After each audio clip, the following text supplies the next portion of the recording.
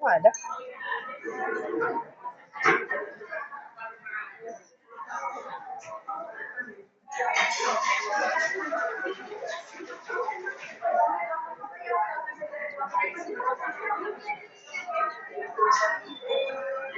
Belum ada ngomong ya.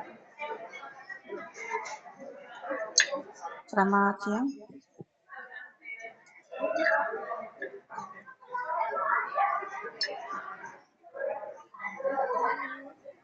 Selamat siang, Bu. Kedengaran nggak Siang, suara Bu. saya? Atau jelas nggak suara saya? Memantul atau nggak? Jelas, Bu. Jelas, Bu. Oke. Ya, soalnya saya pakai 2 device, jadi khawatirnya suaranya memantul atau kurang jelas, gitu ya. Oke, share screen saya juga udah kelihatan atau masih ini kelihatan gerak nggak? Pindah slide kelihatan? Iya, Bu. Oke, aman ya? Oke, gitu. Oke, saya buka ya kelasnya. Selamat siang. Assalamualaikum warahmatullahi wabarakatuh. Waalaikumsalam. Ya, ini pertemuan pertama kita ya setelah sekian lama liburan. Ini jujur aja saya juga agak nge-lag ya. Kalau ditanyain, Bu, apakah UTS-nya jadi minggu depan atau kapan? Bentar. Saya kayak butuh penyesuaian ya, sama kayak teman-teman juga. Saya rasa juga habis liburan lama, terus disuruh belajar, itu kan pasti juga butuh ini ya, proses juga ya untuk adaptasi gitu ya. Makanya juga minggu ini online atau offline, Bu, gitu ya. Online dulu aja deh gitu ya, karena kan kita semua sama, kita masih penyesuaian juga gitu. Jadi saya juga perlu memberikan teori juga ya, karena minggu terakhir sebelum liburan itu kan saya konsultasi ya sesinya, jadi saya harus selang-seling nih gitu ya, karena yang teori terkait UI-nya belum saya sampaikan sama sekali ya, cuman saya share di Google Classroom, tapi belum sempat saya jelaskan gitu ya. Nah, hari ini ada 2 materi ya, sebenarnya ini materinya ini sudah saya share di Google Classroom sebelum Lebaran ya, cuman ada beberapa part yang saya harus jelaskan juga ya, supaya juga satu POV gitu ya, saya mau nyampaikan ini, harapannya kalian juga sama nih nangkepnya gitu ya. Khawatirnya kalau kalian belajar sendiri itu ya POV kalian sendiri gitu ya, khawatirnya seperti itu ya. Makanya ada yang harus saya sampaikan juga ya terkait UI-nya. Nah, ini mungkin setelah materi ini gitu ya, itu kita fokusnya adalah langsung ke praktek atau kalian langsung hands on ke Figma-nya gitu. Karena kan tugas terakhir itu kan sudah sampai di pembuatan wireframe sama user flow. Jadi pengen saya adalah nanti setelah materi ini ya, saya pengen kalian sudah mulai mencicil untuk pembuatan high fidelity-nya ya, atau desain screen UI-nya yang sudah siap untuk nanti kalian presentasikan prototipenya ya untuk tugas akhir mata kuliah ini gitu ya. Jadi ekspektasi saya ya itu sekitar ini udah minggu 9 ya. Nah, ekspektasi saya itu sekitar 6 minggu ya, kalian benar-benar fokus ya untuk persiapan di high fidelity-nya gitu ya. Jadi nanti mungkin teknisnya adalah akan ada konsultasi selang-seling ya. Konsultasi selang-seling di masing-masing kelompok ya. Misalkan minggu depan itu ya, itu nanti kelompok ganjil misal gitu ya, 1, 3, 5 misal gitu. Nah, minggu depannya adalah kelompok 2 dan 4 misal gitu ya, 2, 4, 6 gitu. Jadi harapannya adalah masing-masing kelompok nanti saya bisa benar-benar maksimal ya mengetahui progresnya, terus bisa memberi masukan kayak gitu ya. Dan mungkin juga nanti ada beberapa pertemuan yang nanti ada asisten ya yang masuk gitu. Nah, itu nanti akan saya infokan lebih lanjut gitu ya, terkait teknis bagaimana pengerjaan untuk tugas akhir mata kuliah UI UX ini gitu. Oke, nah untuk yang materi hari ini barusan saya share ya di Google Classroom, itu kalian juga bisa cek juga materinya gitu. Nah, ini yang saya jelaskan dulu ya, jadi ada 2 slide. Nah, tapi ini yang untuk slide ini saya rasa saya bisa langsung masuk ke materi yang ini ya, berkaitan dengan ini ya, beberapa hukum ya atau aturan mungkin ya, yang mungkin kalian bisa berpegangan pada aturan ini. Nah, ini sebenarnya banyak ya aturan yang bisa kalian ikuti di teori UX sendiri gitu ya. Nah ini hanya beberapa nih yang saya jelaskan, cuman ini yang paling istilahnya common ya, yang paling banyak gitu, yang paling banyak kalian bisa nanti terapkan di desain high fidelity kalian gitu ya. Nah, yang pertama adalah berkaitan dengan low proximity ya. Jadi di sini itu kalau kalian nanti mau membuat sebuah desain UI itu harus mengelompokkan ya komponen-komponen yang sejenis gitu. Nah, itu disebut law of proximity. Nah, ini prinsip ini bisa membantu pengguna untuk memahami hubungan antar elemen gitu ya. Jadi kalau kalian buka website gitu, kemudian kalian lihat menu-menunya nih ya, biasanya kan di navbar itu kan ada menu-menunya. Ya, nah, itu biasanya menu-menu yang ditampilkan di navbar itu adalah informasinya itu saling berkaitan satu sama lain gitu ya. Misalkan kalau kalian buka web prodi gitu kan, ada misalkan profil ya kan, ada berkaitan dengan kurikulum, ada berkaitan dengan kemahasiswaan. Nah, itu nanti di dalam menu-menu di navbar itu nanti akan di breakdown lagi ya. Kira-kira yang berkaitan dengan kurikulum apa nih? Ya, misalkan buku kurikulum gitu ya. Misalkan mata kuliah dan SKS-nya. Nah, itu adalah pengelompokan ya berdasarkan tadi ya kedekatan tadi gitu ya, seperti itu.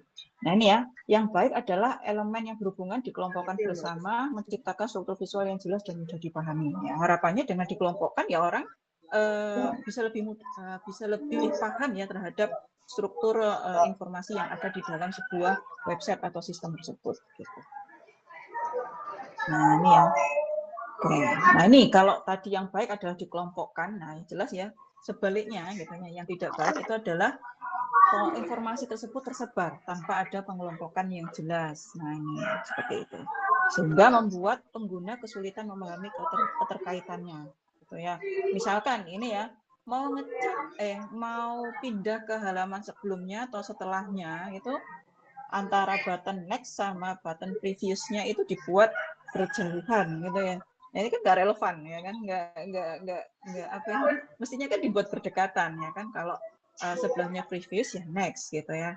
Jadi jangan malah didekatkan sama yang button add atau save draft atau yang cancel ya. Mestinya yang next ini dia ditaruh atau diletakkan di sebelahnya previous ini gitu ya. Nah ini contoh sederhana sekali, cuman kalau kita nggak memperhatikan sedetil itu ya, itu bisa membuat user bingung gitu ya. Oke, seperti itu. Kemudian, nah kalau tadi ada law of proximity, nah selanjutnya ada law of common region ya. Jadi objek yang komponennya sejenis harus dikelompokkan dengan pemisah yang jelas ya. Kalau tadi itu yang sejenis itu kalau bisa jadikan satu ya. Nah ini kalau sudah kita kelompokkan antar kelompok tadi itu harus kita pisahkan dengan batasan yang jelas ya, pemisah yang jelas. Misalkan ya, kita bisa manfaatkan batas visual seperti garis, kemudian ada bayangan atau latar belakang yang bisa membantu si pengguna mengidentifikasi kelompok informasi tersebut ya. Nah, apalagi ini cocok ya, misalkan kita bikin form, kemudian bikin dashboard ya, atau tampilan yang membutuhkan banyak data. Nah, ini perlu kita perjelas gitu ya keterkaitannya atau pemisahnya seperti apa gitu ya. Misalkan kalau di Google Form itu ada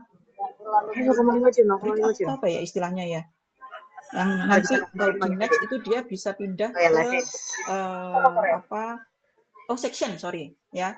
Jadi di Google Form itu ada istilah section ya. Jadi di section itu nanti kita bisa kelompokkan informasi atau data yang berkaitan ya. Nah, kemudian kita pisah nih ya ke section yang lain gitu. Nah, itu kalau di Google Form. Nah, misalkan kalau di case UI gitu ya. Nah, law of common region yang dicontohkan gitu ya di sini, misalkan kita bisa permudah user untuk mengetahui saat ini itu suhunya, cuacanya ya, cuaca dan suhunya itu ada di suhu yang mana posisinya. Nah, ini diberi tanda kotak seperti ini ya. Nah, ini kan memudahkan user ya. Dia langsung tertuju pada ini hari Minggu, suhunya 24 derajat Celcius dengan kira-kira cuacanya adalah sedikit gerimis misalnya gitu ya, sedikit hujan. Gitu. Nah beda ya dengan yang atasnya. Di sini mungkin semua informasi tampil, cuman user akan kebingungan, dia harus mikir dulu nih sekarang hari apa, gitu kan? Tapi kalau diberi tanda seperti ini, kotak seperti ini, dia bisa langsung tertuju. Oh sekarang hari Minggu dengan cuaca seperti ini, suhu seperti ini, gitu ya, seperti itu. Nah kemudian juga di sini juga ditunjukkan ada pengelompokan ya, misalkan kelembapan, terus jarak pandang gitu ya. Nah ini kita bisa kelompokkan. Oh ini bisa kita jadikan satu ya.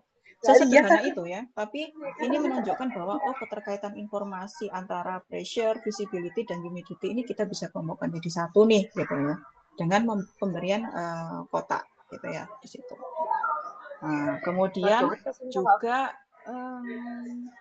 di sini nih, nah, ini kira-kira yang membedakan apa? Nah ini cuma hanya sekedar diberi kotak gitu ya, tapi itu bisa membuat user bisa lebih fokus ya, atau langsung tertuju tadi ya, sama seperti yang sebelumnya dengan adanya kotak seperti ini. Nah user langsung, oh ini nih form untuk login, form untuk sign up gitu. Nah, seperti itu. Nah, ini kalau misalkan kalian penasaran terkait materi yang saya gunakan di sini, sumbernya dari mana, ini kalian bisa klik di sini ya. Oke, nah contoh yang lain ya, misalkan kalau kalian bikin filter, ya, misalkan kalian akses Tokopedia, akses Shopee, itu kan biasanya ada menu filter ya. Nah, di menu filter ini yang tepat adalah diberi kotak-kotak seperti ini ya. Nah, ini ya, perlu dipertimbangkan, penting bagi kita untuk bisa mengelompokkan informasi yang sejenis, gitu ya. Namun perlu dipertimbangkan jika menggunakan white space saja tidak cukup, maka minimalisasi penggunaan border atau kotak ini juga bisa kita manfaatkan, gitu ya. Jadi nggak cukup kalau kita hanya sekedar memberikan space yang agak lebar ya, seperti ini ya, seperti ini. Tapi kita juga bisa memperjelas ya batasan atau tadi ya pemisah antara kriteria atau kelompok itu dengan kotak-kotak seperti ini, ya kan? Akan lebih mudah kita membedakan, ini untuk kategori, ini untuk rekomendasi, ini untuk waktu ya, waktu yang berkaitan dengan kedatangan yang paling baru kira-kira berapa hari terakhir kayak gitu. Ya, jadi nggak cukup hanya sekedar white space seperti ini, tapi kita bisa pertimbangkan untuk memberikan border seperti ini ya.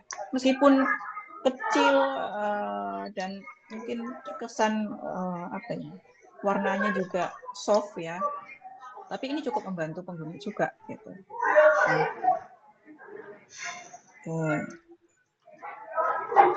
Kemudian ada Fitzlaw ya. Kita bisa pindah selanjutnya ya. Jadi Fitzlaw, ini hukum yang menyatakan berapa waktu yang dibutuhkan untuk mencapai target ya, dari sisi ukuran, warna, jarak gitu ya. Nah, semakin besar dan dekat sebuah target, biasanya semakin mudah dan cepat pengguna dapat berinteraksi dengannya. Gitu. Nah, kalau dari ukuran ya, kita bagi menjadi 3, ada ukuran, ada jarak dan ada kontras ya. Nah, ini pasti kita istilahnya kita sepakat bersama ya, ukuran elemen yang lebih besar itu biasanya lebih mudah untuk diklik dan disentuh ya, jelas lah ya dibandingkan yang kecil. Begitu juga yang dari sisi jarak. Nah, elemen yang lebih dekat dengan posisi kursor atau jari lebih cepat untuk diakses. Ya, makanya kenapa biasanya kan kalau user itu kan rata-rata posisinya yang aktif itu kan tangan kanan ya. Nah, kalian coba perhatikan ya, button-button yang posisinya ada di sisi kanan sama yang di sisi kiri ya. Biasanya yang kanan ini yang button-button yang sifatnya krusial ya, atau mandatory, atau yang istilahnya penting gitu ya bagi si user gitu. Seperti itu. Selanjutnya dari sisi kontrasnya, ini juga biasanya yang warnanya kontras ya, yang warnanya colok gitu ya, warnanya bold gitu. Nah ini biasanya yang mudah diidentifikasi oleh si user gitu. Maklum, udah lama ini ya, jadi posisinya ini ya, kalau menunya posisinya linier ya gini ya, seperti ini. Terus kalau menunya rektangular, posisinya kayak matriks gitu ya. Kemudian ada pie menu. Nah ini ya, seperti ini. Oke. Nah selanjutnya ada Miller's Law. Jadi di sini hukum yang menyatakan bahwa manusia hanya dapat mengingat 5-7 item dalam short term memory kalian gitu ya. Jadi perlu dipahami ya bahwa user itu paling males untuk mengingat-ingat. Nah ini kalian juga harus pahami bersama. Kalian kalau disuruh ingat user password setiap sistem apa sanggup gitu? Enggak kan? Ya. Makanya kalian belajar UI UX ini ya salah satunya adalah untuk memudahkan user ya. Salah satunya kalian juga harus pahami bahwa user itu atau manusia itu dia juga punya kekurangan gitu ya. Salah satu kekurangannya adalah berkaitan dengan memori gitu ya. Jadi sebisa mungkin kita mendesain sebuah sistem yang bisa meringankan ya, enggak yang memperberat user untuk mengingat-ingat sesuatu gitu. Karena sekalinya dia aduh apa ya males banget nih inget-inget ini cari-cari user passwordnya di mana gitu ya. Dia nggak akan akses si sistem itu lagi gitu. Karena dia kesulitan untuk mengingat-ingat tadi. Ya, beda dengan misalkan dia sistemnya terhubung dengan sosmed gitu ya, terhubung langsung dengan email gitu ya. Yang mana berarti si user hanya cukup mengingat user password email gitu, tanpa perlu mengingat-ingat lagi user password setiap sistemnya atau setiap webnya kayak gitu. Nah, seperti itu. Nah, misalkan ya di sini. Nah, kalau kita mau beli HP, contohnya di sini iPhone ya. Nah, di sini dia nggak langsung membombardir atau apa ya istilahnya memenuhi halaman awal mereka itu dengan apa sih fitur yang akan ditawarkan iPhone 13 ke user gitu ya. Tapi sederhana dulu nih, kita lihat dulu ya modelnya mana sih yang paling cocok buat kita gitu ya. iPhone 13 mini itu kok kayak gini loh karakteristiknya awalnya ya, misalkan ukurannya berapa, harganya berapa gitu ya. Nah, jadi yang sederhana dulu lah gitu, tanpa kita harus membebani user dengan berbagai fitur ya atau service yang akan mereka dapatkan ya ketika mereka membeli iPhone 13 gitu. Seperti itu. Kemudian salah satu trik juga untuk apa itu berkaitan dengan Miller's Law ini adalah membuat step by step ya ketika kalian belanja gitu ya. Ketika kalian belanja misalkan di Shopee atau di Tokopedia atau di TikTok Shop gitu ya. Biasanya akan ada step by step-nya ini ya. Nah, tahapan-tahapan untuk berbelanja itu dia akan membuat itu sederhana ya, kelihatan sederhana ya, karena mereka membuat informasi itu step by step seperti ini ya. Misalkan tahap 1 itu berkaitan dengan shipping info gitu ya. Tahap 2 berkaitan dengan payment gitu. Jadi dibuat sederhana ya, dan itu akan membuat user lebih mudah paham ya daripada tidak kita beli step by step seperti ini. Gitu. Ya. Nah, misalkan ini ya tahap-tahapan your details, order summary, payment gitu. Nah, ini mempermudah user ya. Sama kayak kalian kalau diminta isi form survei ya dari teman-teman kalian atau siapa cutting kalian gitu kan. Kalau form survei itu dibuat nggak jelas kapan selesainya gitu ya. Orang pasti akan problem gitu ya. Atau istilahnya mikirnya, duh kapan sih ini selesainya gitu kan. Karena nggak diberitahu ini selesainya ada di berapa section lagi gitu ya. Tapi kan beda ya dengan kita tahu oh ada 10 section nih yang harus kita selesaikan, ada 10 step nih yang harus kita selesaikan gitu ya. Kita jadi punya ekspektasi oh saya bisa nyelesain ini kira-kira 1 jam lah gitu ya. Jadi saya nunggu 1 jam agak free lah gitu untuk ngisi ini gitu. Ya beda ya dengan kayak kita ngisi form tadi tapi kita nggak dikasih tahu kapan nih form ini akan selesai. Ya, seperti itu. Nah, ini adalah Miller's Law tadi ya. Oke, ini responsive design. Oke, cukup ya untuk yang slide yang ini. Nah, ini jadi saya jelasin terkait hukum-hukum aja. Tapi kalau kalian nanti coba browsing ya, ini coba saya. Nah, misalkan di sini saya coba UX Law gitu ya. Nah, ini sebenarnya banyak. Nah, ini ya. Nah, kalian bisa pelajarin. Banyak sekali sebenarnya. Nah, ini tadi ya kayak yang saya jelaskan Fitts law. Kemudian tadi ada istilah cognitive load gitu ya. Kemudian ada macam-macam nih, ada law of proximity tadi juga sama kayak yang saya jelaskan. Ini sebenarnya banyak ya. Jadi kalian bisa pelajari mandiri. Kalau saya jelasin satu-satu, sepertinya habis untuk satu mata kuliah sendiri gitu ya. Dan ini sebagai informasi aja ya. Ini kalau nanti angkatan 2025 ya, 2025. Ini kalian angkatan 24 kan ya? Angkatan berapa sih? 25 ya? Sorry. 25 kan ya? Ayo, cheerleader. 25 kan? Berarti saya salah bikin ini. Salah bikin slide ya? Salah bikin apa ini? Judul Google Classroom. Saya kelupaan 25 ya, mestinya bukan 24, sorry. Ya, 25. Nah, ini nanti di angkatan 26 berarti ya. Insya Allah ini nanti mata kuliah UX UI ini akan dipecah gitu. Jadi ada UX sendiri, ada UI sendiri. Ini udah usulan saya karena memang sebenarnya banyak sekali yang harus dipelajari di UX sendiri banyak, di UI sendiri itu ya juga banyak gitu ya. Kayak ini saya juga nyempet ini, coba pelajari sendiri gitu ya. Jadi sebenarnya nggak nyukupi kalau ini cuma dibuat satu mata kuliah gitu. Nah, makanya selanjutnya di kurikulum yang baru saya ngusulin ini harus dipisah gitu ya mata kuliahnya gitu. Nah ini tadi ya, jadi kalian bisa pelajari sendiri untuk berbagai law atau hukum yang bisa kalian terapkan nantinya di high fidelity kalian gitu. Nah selanjutnya ini yang materi hari ini tadi baru saya share ya. Jadi ini berkaitan dengan form login, sign up, sama landing page. Nah, kenapa saya buat ini gitu ya? Karena memang banyak yang sebenarnya hal-hal sepele ya, yang mestinya kalian pahami ini nih, login, sign up, sama landing page ini kira-kira informasi apa sih yang harus ditampilkan gitu ya.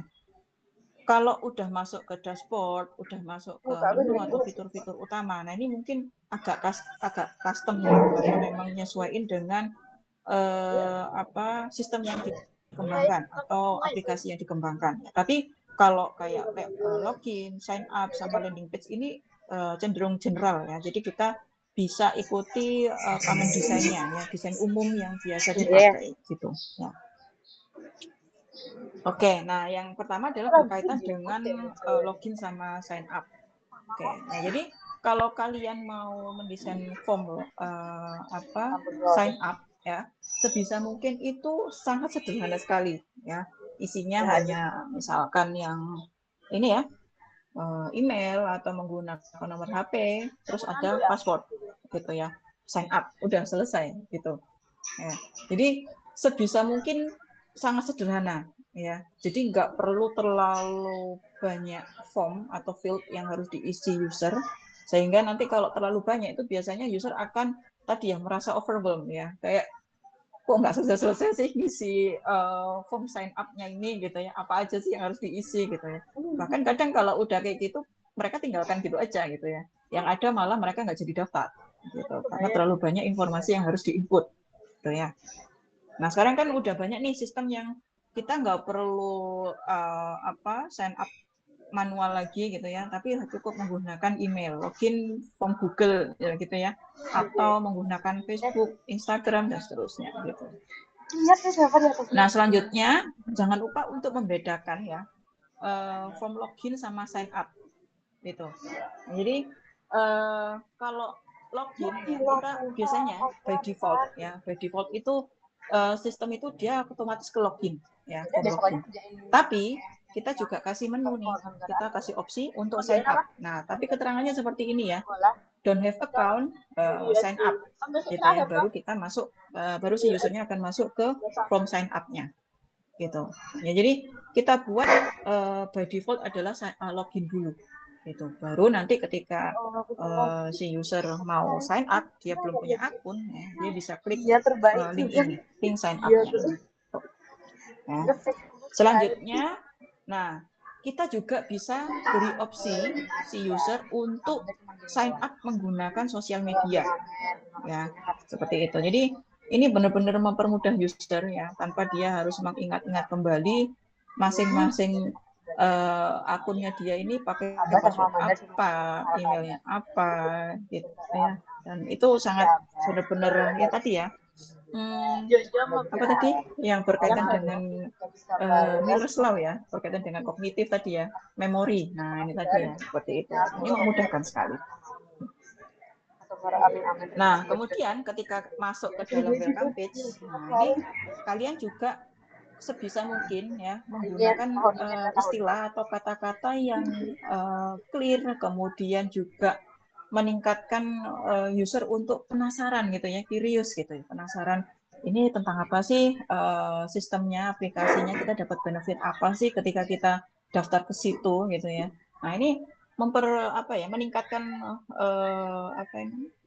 persentase si user untuk mau menjadi member atau menjadi usernya ya dari sebuah sistem tersebut. Ya, misalkan dibandingkan menggunakan kata-kata login to start using this app ya, kita bisa manfaatkan kata-kata the easiest way to learn UX UI design kayak gitu. Jadi ini kan kata-kata yang istilahnya menarik ya deskriptif gitu. Ya, yang bikin user semakin merasa oh saya punya benefit nih, mendapatkan benefit nih ketika saya menjadi user di sistem ini gitu.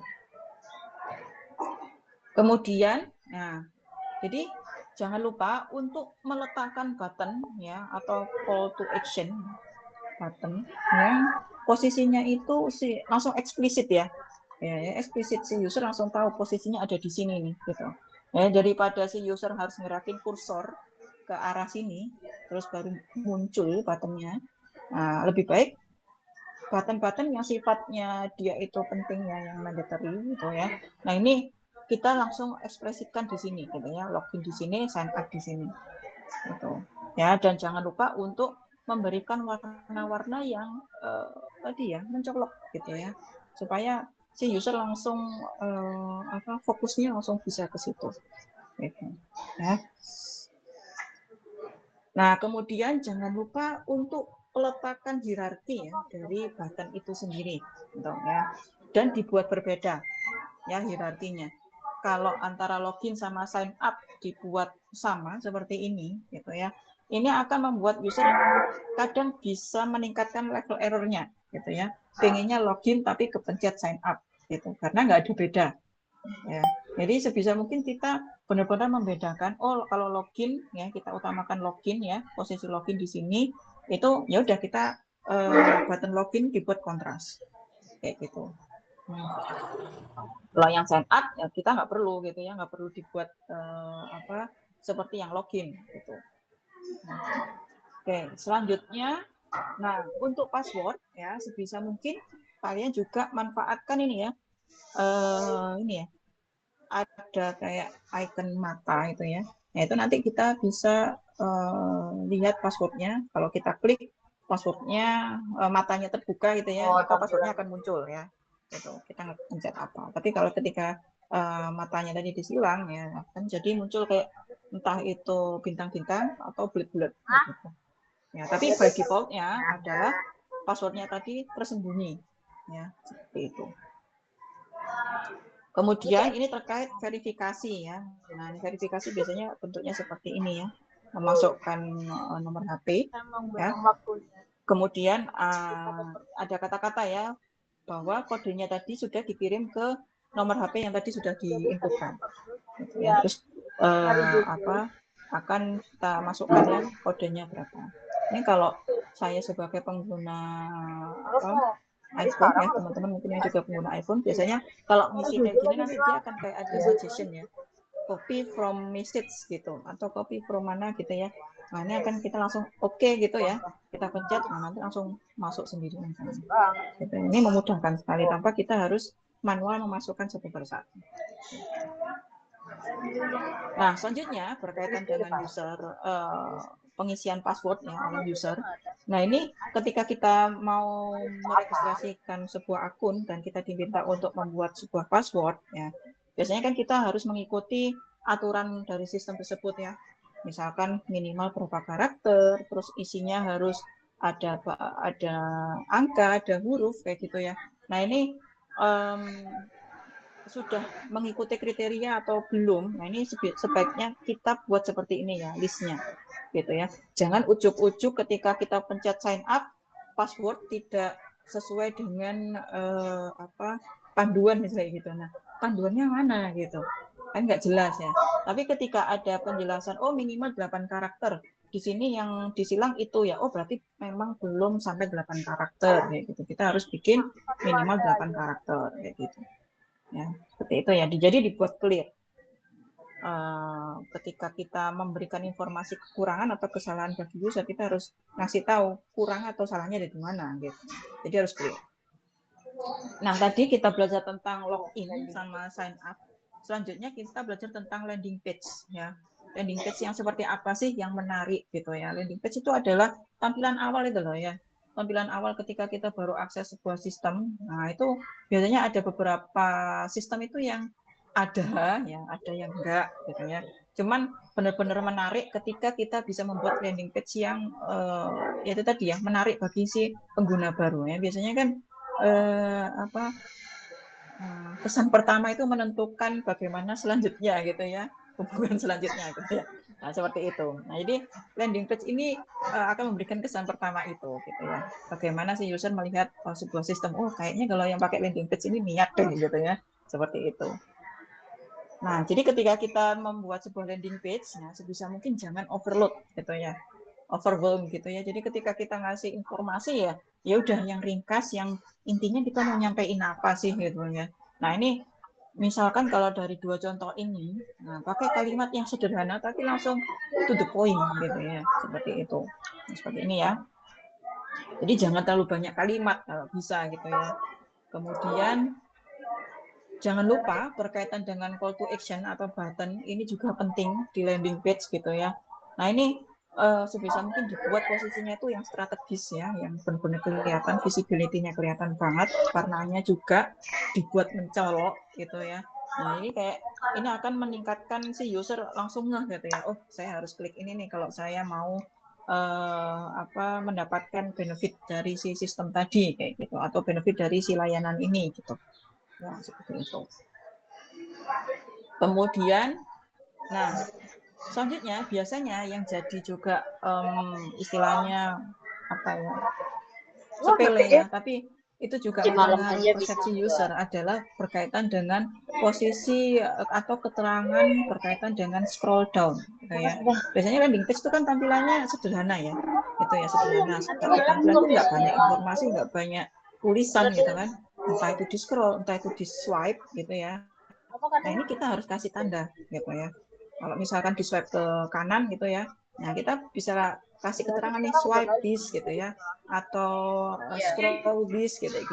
Jadi kalau kalian lihat di contoh di sini, ya, ini kan contohnya kemungkinan bentuknya adalah desktop ya, makanya dia di scroll gitu ya. Nah, ini dikasih tanda panah gini ya, bahwa masih ada nih informasi di bawahnya gitu ya. Kamu bisa atau kalian bisa scroll ini gitu, seperti itu. Ya, kalau misalkan di tampilan mobile ya, mungkin bisa di swipe aja nih, di swipe ke samping gitu ya. Gitu. Cantik tapi. Atau this atau swipe this gitu. Jadi dikasih keterangan bahwa ini ada informasi lanjutan nih setelah ini gitu. Nggak yang cuman kotak gini doang gitu kan. Kotak gini doang, user akan bingung apakah dia harus get start langsung atau ada informasi lainnya yang bisa diakses. Gitu. Nah, kemudian kita bisa manfaatkan gambar-gambar yang relevan, yang sesuai dengan konteks yang akan kita mau sampaikan ke user gitu ya. Misalkan di sini kita mau bikin sistem berkaitan dengan travel gitu ya, di mana travel ini adalah perjalanan ke Swiss ya, atau Switzerland gitu. Nah, di sini kalau kita mau ngomongin tentang Swiss ya, kita sebisa mungkin memberikan gambar-gambar yang berkaitan dengan negara Swiss tadi gitu, tempat-tempat atau spot yang menarik di Swiss gitu ya. Nah, jadi jangan yang random jangan gambar yang random, tapi gambar yang benar-benar relevan yang sesuai dengan konteks informasi yang mau kita sampaikan ke user gitu. Ya, ini juga bikin user lebih tertarik gitu ya. Gitu. Jangan sampai kita mau tahu tentang prodi SI tapi yang ditampilin adalah misalkan gerbang UNESA gitu ya. Nah, itu kan nggak relevan gitu ya. Maksudnya kalau prodi SI ya tentang gedung informatika atau berkaitan dengan SI itu sendiri gitu ya. Jadi sesuai dengan konteksnya, sesuai dengan informasi yang mau disampaikan ke pengguna gitu. Banget tiba-tiba kuis. Nah, terakhir ini ya jangan lupa untuk menambahkan dukungan untuk customer gitu ya, Nggak ada yang untuk info customer juga, support ya. Jadi ini penting ya, meskipun kelihatan sepele tapi hal-hal seperti ini itu memudahkan user kalau dia mau informasi lebih lanjut ya. Biasanya kalau di website profil perusahaan atau misalkan di website SI UNESA gitu ya. Nah, itu ada di footer ya. Jadi customer support-nya itu ada di footer. Misalkan kontak more atau more info itu boleh kontak email, ada WhatsApp atau sosial media lainnya kayak gitu ya. Nah, itu harus ditambahkan gitu ya. Kelihatan sepele tapi itu penting sebenarnya. Oke. Cukup ya sampai sini. Mungkin kalian ada pertanyaan terkait teori hari ini yang saya sampaikan.